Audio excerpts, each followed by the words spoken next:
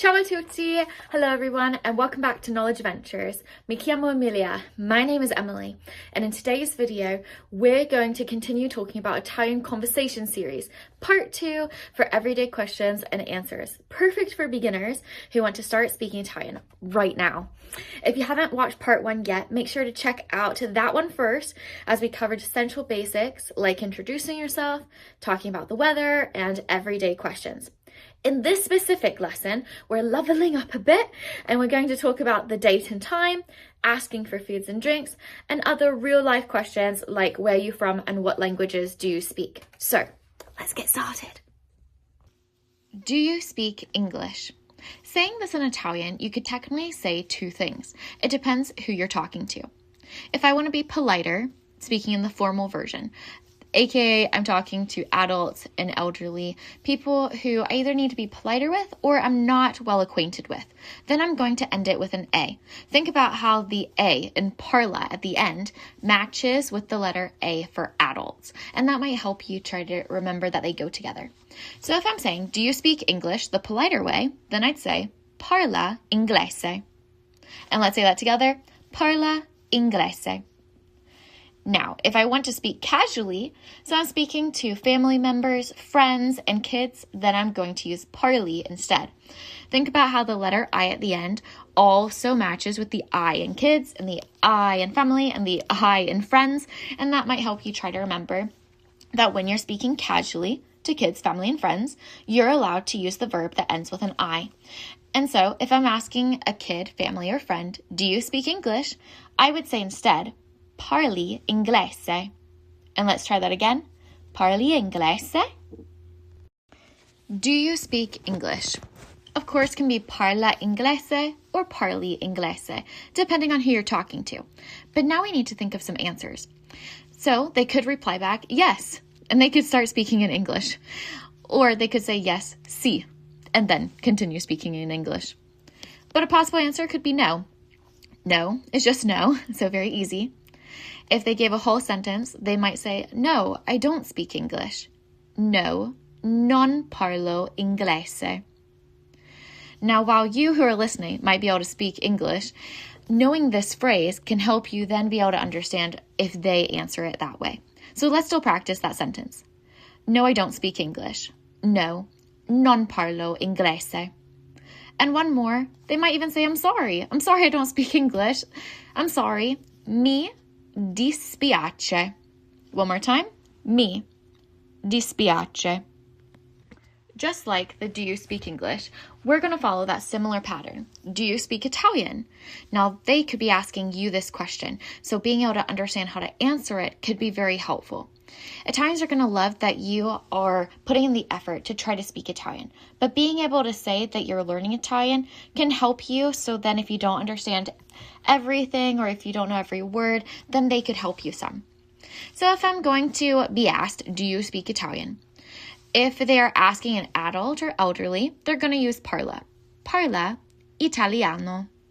And let's try that again. Parla italiano. If they're speaking to kids, family, or friends, they'd use parli instead. Parli italiano. Parli italiano. Do you speak Italian? I can say, as already mentioned, parla italiano or parli italiano, depending on who I'm talking to. So let's go over some potential answers. You could say yes, sì. You could say a little, un po'.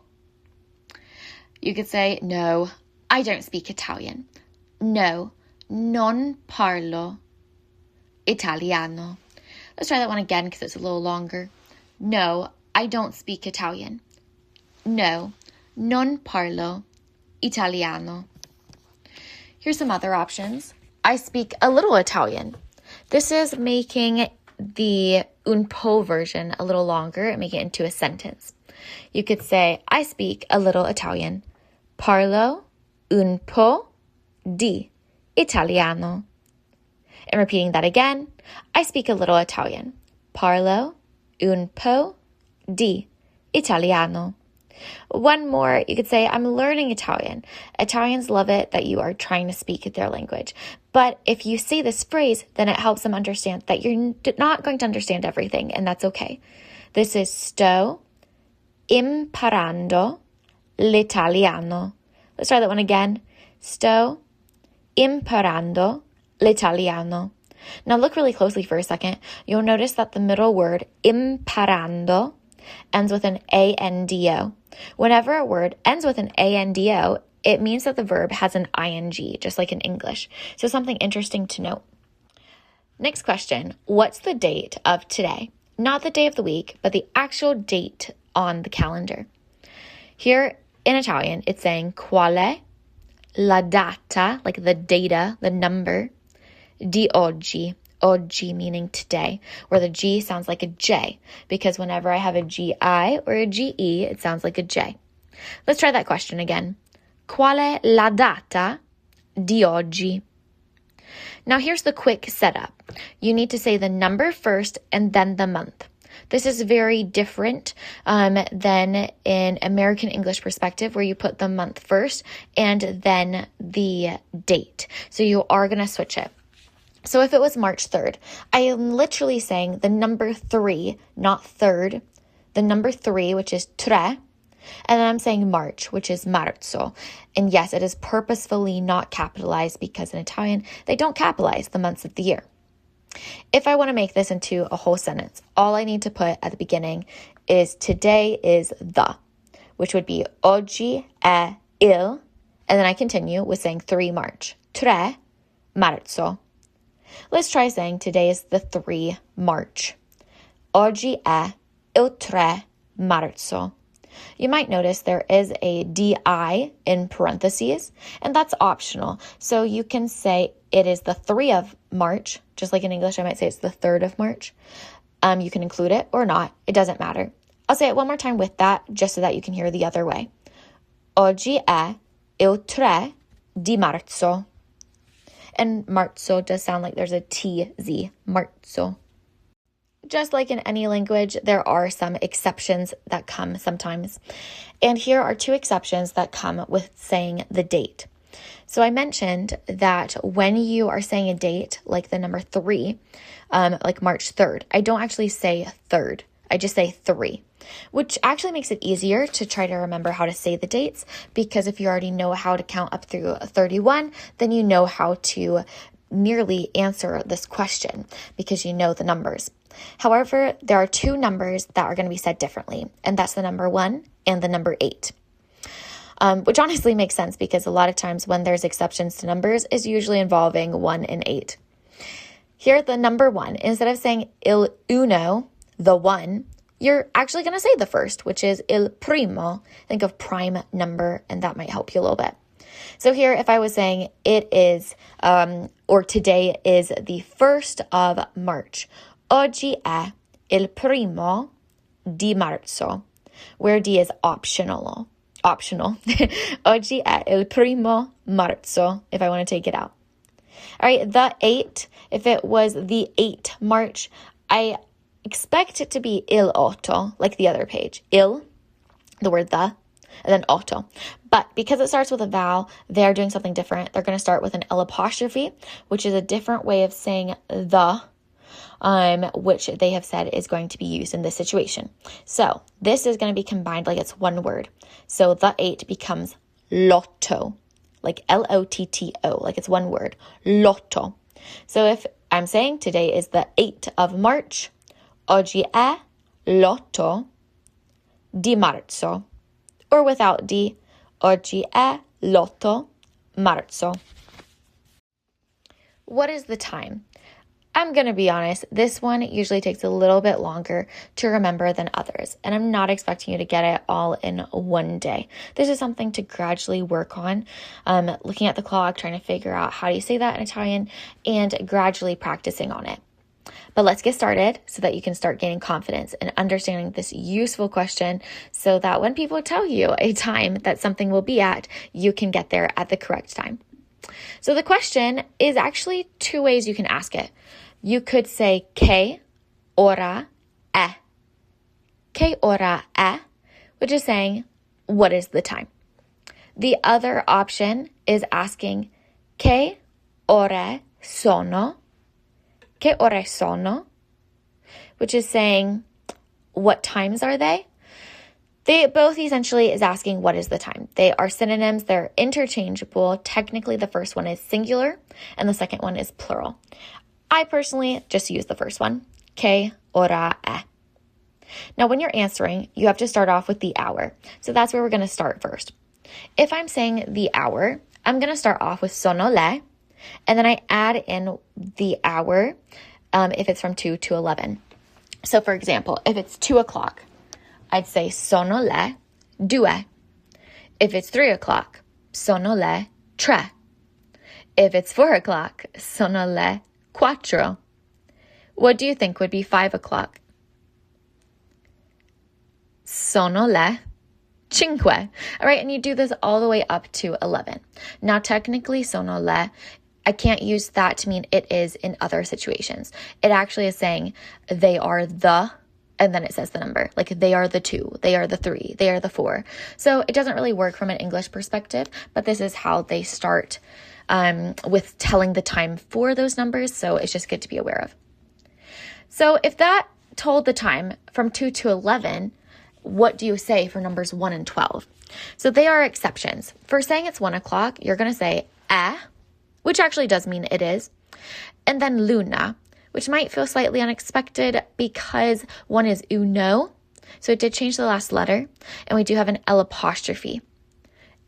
Luna, not to be confused with the moon, which is also luna. So obviously context does matter in this situation. I want to say it's 1 o'clock, not it is the moon. All right, so let's try that one more time. It's 1 o'clock, luna. Noon, or 12, we're really saying it's the middle of the day. So mezzo means middle and giorno means day. So this is going to be, it's the middle of the day. Mezzo, sounds like a teasy. Mezzo giorno. Mezzogiorno. And one more is 12 as in midnight. They're going to say it's the middle of the night. Mezzanotte. Mezzanotte. And no, that is not a typo. The word middle or half did slightly change on each of those just because the word day is masculine and the word night is feminine. All right, let's move on to see how to express minutes. So telling time is going to be broken up into a few slides. So first we're going to start off with how do you tell the time when you're talking about minutes up to the number 30. So first you're going to take the rules from the other page. So however you start the hour, you'll start it that way.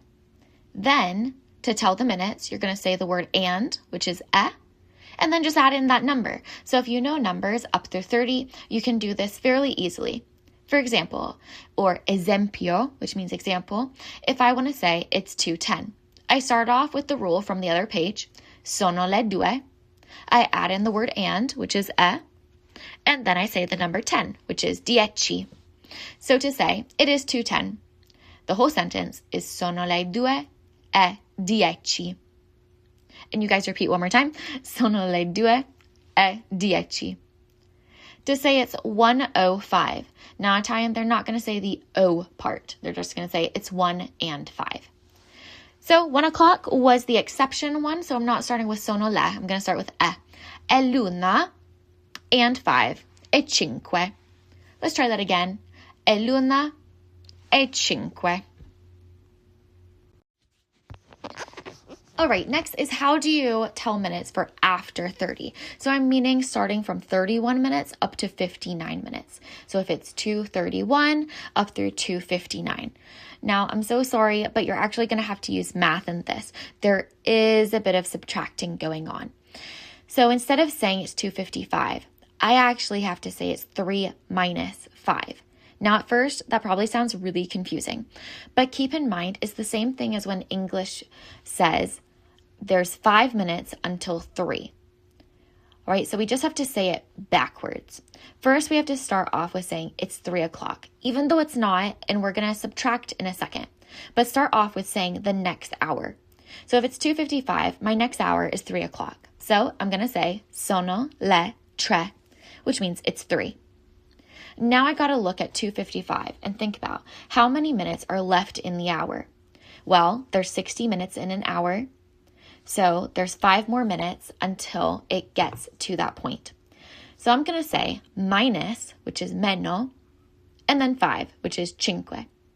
So to say it's 2:55 or 5 minutes until 3, I'm going to say sono le 3 meno 5. Let's try another one. 11:40. Let's pretend that this is 11:40 a.m. So my next hour is 12, as in the middle of the day. So I say è mezzogiorno. Then I have to do math. There's 60 minutes in an hour minus 40 minutes because 11:40. And that means there's 20 minutes until 12. So I'm going to say minus 20, meno 20. That whole answer for 11:40 is è mezzogiorno meno 20. Now, I'm not going to lie, this is the part that usually is the most confusing for people and the part that they need the most practice on. So don't feel like you have to get this today. However, if you did not like subtracting, there is another way to tell time. Now, the subtracting version, which we just looked at a second ago, that is the way that I am supposed to use for casually speaking. However, there is an exception when you're buying tickets. So if you're buying tickets for a train, a museum, a theater, etc., they're going to be using the 24-hour system, or maybe you even call it the military clock system. So, for example, esempio, if I was saying it's 2:10, I have to say it's really 14 o'clock, not 2 o'clock. So I'm starting off with sono le, and then 14, quattordici, and 10, e 10. Let's say it's 2:10 this way. Sono le 14 e 10. This is very helpful if you're going to be buying train tickets to understand how to do this system so that you understand if they said 14 instead of 2. When you're then getting to the after 30 minutes, you don't have to subtract, which is really nice. But it means you have to know the numbers all the way up to 59. So I don't know if that exactly makes it easier, but it is another way to be aware of. So 2:55 for tickets, I'd say it's really 14. That's the hour. Sono le 14 and 55. È 55. Let's try saying 2:55 again, which is really 14:55. And this is sono le 14 e 55. And congratulations, you have just learned how to tell time. And gradually, you'll feel more confident in it, I promise. I am hungry. May I have something to eat? In Italian, you would say ho fame, which is really saying I have hunger. Think of the word famished in English, and that might help you to remember the Italian. Again, that is ho fame. May I have, posso avere, something, qualcosa, to eat, da mangiare. So the whole question was ho fame, posso avere, qualcosa da mangiare. To answer this, of course, you could say yes or no. For the sake of today, I'm going to say yes. So yes is sì. You can start this 2 ways. I have o, not ho-ho like Santa, o, skip the H. You can have is another way to start it, puoi avere. So 2 options. I have, o, or you can have, puoi avere. Either way, we're offering them something. Here are 2 food items. A snack, uno spuntino, or a banana, una banana. Now make your own sentence. You could say, oh, uno spuntino, I have a snack, or something else. Now we're going to the reply. So you offered them something, now they're going to say something, and their reply obviously is going to be thank you. Thank you is grazie. Grazie. If you want to make a whole sentence, you could say, I like. You like that thing that they're offering.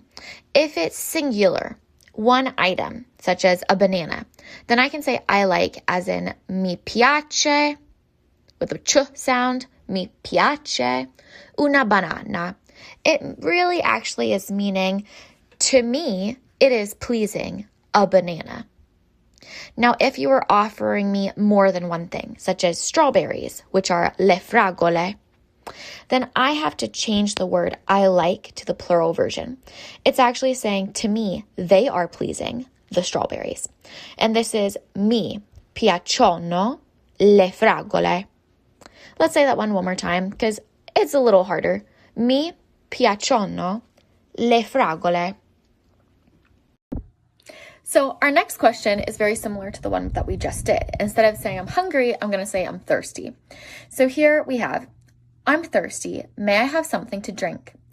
Ho sete, with one T. If you had two T's, it actually means the number 7. Though if I was saying I'm 7 years old, it would be ho sete anni, and this doesn't have an anni. So I'm thirsty is really saying I have thirst. Ho sete. Now for the question, may I have something to drink? Posso avere qualcosa da bere, like beverage? Yes or no? Si? No. I have o, or you can have puoi avere, and here's 2 options. Some water, dell'acqua, a lemonade, una limonata. So a whole potential reply is si, ho una limonata. Yes, I have a lemonade. Or you could say something like, sì, puoi avere dell'acqua. Yes, you can have some water. And here's then the reply. Obviously, if you got something, then say thank you, grazie. And then you could add in a sentence if you want to. I like water, I like lemonade, whatever it is that they gave. I like is mi piace, just in the singular form, because they just gave you one thing. I like lemonade is mi piace una limonata. Or really it's saying, to me, a lemonade is pleasing. Do you have brothers or sisters? Hai fratelli o sorelle? Let's try that question again. Hai fratelli o sorelle? If you do not, then this page is your answers. If you do, then that is on the next slide. Either way, it's still useful to be able to practice pronunciation of sentences and also to understand what somebody else might answer. So here, if I wanted to say or understand, no, I don't have brothers or sisters. No, non, o. So really it's saying no, not I have. No, non, o, not ho-ho like Santa, but o, fratelli o sorelle. One more time. No, non ho fratelli o sorelle. Interestingly, fratelli does mean brothers, but it can also mean siblings. So I could actually just say, no, I don't have siblings. No, non ho fratelli, and completely take out the ending. Another way I could express that I don't have siblings is by saying I am an only child. I could say, sono figlio unico. I am a son only. So I'm an only son. So you can see those are ending with O's, masculine, guy version. Or the girl version, I'm an only child, or really it's using figlia, which means daughter. Sono figlia unica, ending with A for feminine version. Let's say that one more time. Sono figlia unica. If you do have siblings, then this is the page for you. All right, so here the question again is, hai fratelli o sorelle? Here are some possible answers, and of course things could be combined or those numbers could be changed. Yes, I have. Sì, ho a brother. Un fratello, not uno. It's a grammar rule. Un fratello. 2 brothers. Due fratelli. Of course, you could change that out if you have other number of brothers, like 4 brothers. Quattro fratelli. 1 sister, not uno, but una. It has to match it. Una sorella. Again, that's a grammar rule. The 2 sisters, due sorelle. So you can see the singular and plural versions of brother, brothers, sister, sisters, and now you can tweak that to your specific answer.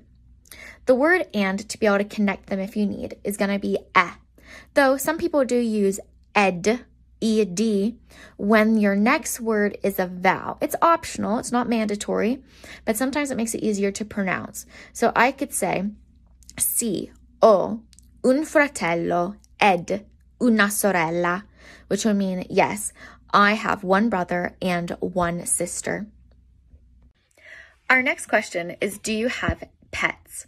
Now, really what it's asking is, do you have domesticated animals, aka animals that can live in a house? This question is I, like your eyes, don't pronounce the H, I, animali domestici. Again, that question, do you have pets? I, animali domestici. If you do not have pets, this page is for you. If you do, or you're wanting to understand somebody who does have pets, then it will be on the next page. No, I don't have pets. No, non ho, not ho-ho, but o. No, non ho animali domestici. That C sounds like a ch. Why? Because just like ciao and arrivederci, whenever I have a C-I, my C makes a ch sound. Our next potential answer is, but I would like to have a, and in this situation we'll say a dog. Ma, mi, piacerebbe, hardest word in that sentence. Let's try it again. Piacerebbe avere un cane. Again, ma, mi, piacerebbe avere un cane. Do you have any pets? Again, this is now giving those specific answers. If you do have a pet, of course, there's a gazillion pets. So here are just some. I actually specifically picked these ones based on the animals that are popularly mentioned in my classes. So here the question is, hai animali domestici? I could say, yes, I have. Sì, ho a dog, un cane. Not uno, un cane. It's a grammar rule. 2 dogs, 2 cani, a cat, un gatto, 2 cats, 2 gatti, a rabbit, un coniglio, 2 rabbits, 2 conigli, a snake, un serpente, a fish, un pesce, not pesche, that's actually something different, pesce. Whenever you have an SCI or SCE, your SC is making a sh sound. Un pesce. And then 2 fish, 2 pesci. And of course, if you have more than one, you can use the word and, which is e. Our next question is, where are you from? Meaning, where were you born from? Now, this might be the same place where you live, but for some people it's not. So just to clarify, this is specifically where you were born from. The question is, di dove sei? Or the politer version, speaking to adults and elderly, would be di dove lei. So we got di dove sei and di dove lei. If you're going to mention a specific city, then you're going to use the first version. I am from Rome. Sono di Roma. I am from London. Sono di Londra. If you're going to say a country, then they use this expression instead. I come from the, and then country. Vengo dall'America, vengo dall'Inghilterra, for England, Inghilterra, and Italy, vengo dall'Italia. Now, of course, for privacy policies on classes, it might be more helpful to use the countryside, but in real life situations, you might want to know how to use both. So here are both options. Last question on here, number 10, where do you live? Meaning, where do you live now? I'm not asking for an exact address. I'm just asking for the city or country. So here, the question is, dove abiti? Or for the other question, formally version, so it's for speaking to adults and elderly, would be dove abita. Again, there's a way to answer for the city and also for the country. So, abito a Milano, I live in Milan. Abito a New York, I live in New York. For countries, abito in, use in for countries, in America, in Scozia, in Canada, in Francia. If you get confused between the word a and in, think about how in is a bigger word than a. So it's used with the bigger places, aka countries. Great job today. Bravi. Great job. Now you know even more everyday Italian phrases that you can start using right away in real conversations. If you enjoyed this video, don't forget to like the video and subscribe to the channel. And let us know in the comments, what phrase was your favourite? And if you missed it, be sure to go back and watch part 1 to build a strong foundation before moving on. And I will see you in the next lesson. Ciao.